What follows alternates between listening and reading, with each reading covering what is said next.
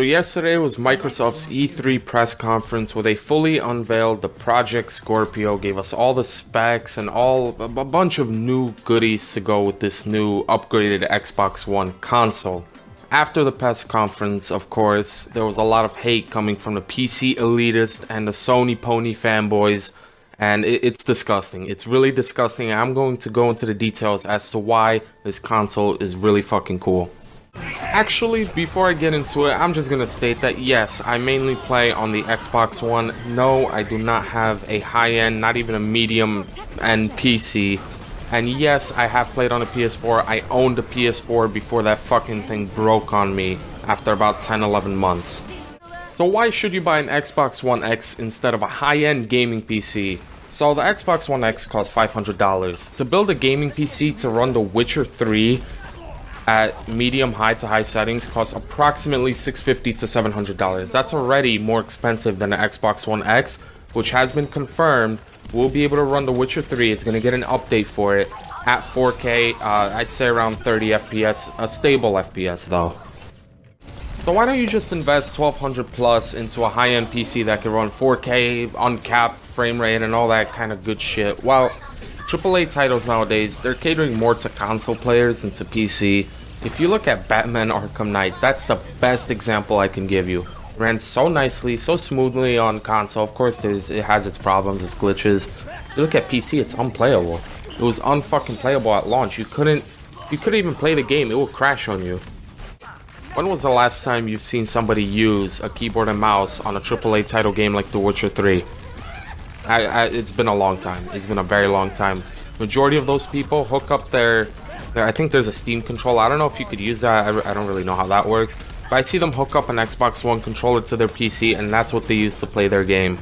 And the controls for PC are just poorly optimized, to be real here.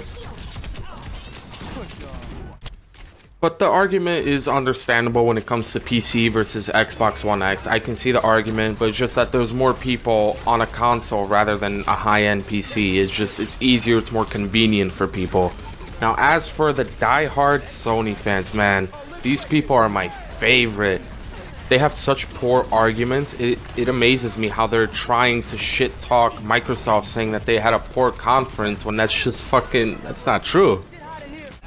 So let's get to the topic of power. 4 years ago when the Xbox One and PlayStation 4 launched, the argument was, why would you get an Xbox One when a PS4 has better specs than the Xbox One and it's about the same price? I'm not going to really get into price details from that back then, but whatever. People were saying, get a PS4, it's more powerful, your games will run better, your games will look better on the PS4. Let's fast forward to 2017, where the PS4 Pro has already been released in 2016 and the Xbox One X will be releasing in 2017. Both are the super powerful versions of the original releases. All of a sudden, power doesn't matter anymore. The Xbox One X has better specs than any console out there currently.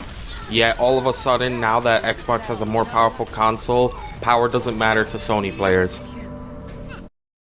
All of a sudden, now in 2017, it's all about exclusives. Wow, PS4 has the best exclusive games. Newsflash, Nintendo actually has the best exclusives. You can't even argue against that. Have you heard of Pokemon? Yeah, that's what I thought. That's exactly what I thought.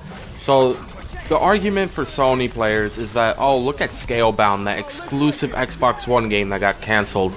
You see, Xbox One doesn't care about its gamers. All that hunky-dory bullshit they spit out. Yeah, man, Microsoft totally doesn't care about its fans. Like, honestly, remember that time when Microsoft wanted to do a cross-play? I forgot what game it was, but they wanted to do cross-platform play between PlayStation and Xbox, but Sony refused. And now, Minecraft is doing cross-play between every platform, including mobile, Windows 10, and fucking Xbox One, Nintendo Switch, but not PlayStation because Sony refused.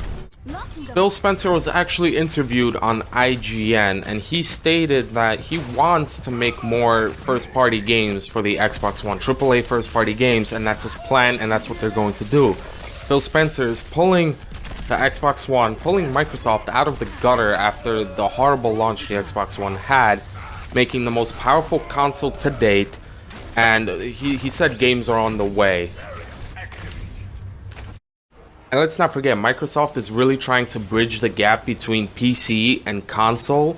You know, prime examples, they're bringing so many PC games to consoles now, right? Like, you have Elder Scrolls Online, I know it's on PS4 as well, but I'm just saying, these PC games are on console. Elder Scrolls Online, Path of Exile is coming, Diablo 3 is on console, Black Desert, whatever it's called, is coming to Xbox. Pub Battlegrounds, you know, PlayerUnknown's Battlegrounds, that's coming to Xbox. They're trying. I know it probably sounds like I'm very biased. I'm really not trying to be. I'm just trying to defend something that is good. I'm trying to put fact over opinion. Xbox One X is more powerful than any console. It's the most powerful console. Sony players, their argument is completely invalid. PC players, they have an argument. Whatever. I'm done ranting because it's just giving me a headache. I'm going to buy the Xbox One X. I'm going to buy the exclusives. I'm going to have fun playing video games.